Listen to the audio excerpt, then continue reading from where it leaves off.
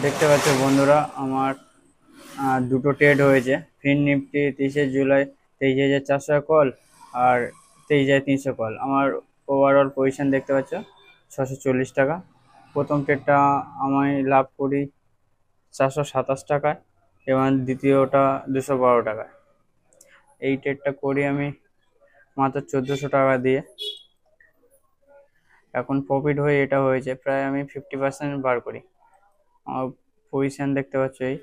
আর আমি এটা প্রথমে এই ট্রেডটা নিয়েছিলাম 9টা 17 দিকে, তারপর আমি এখানে যাওয়াতে আমি সেল করে দিই। আর দ্বিতীয় ট্রেডটা হয়েছিল 9টা 27 দিকে, যে এখানে আমি বাই করি এবং সেল করি। আমার ওভারঅল পজিশান দেখেছো, ওভারঅল পজিশান হচ্ছে 640 টাকা।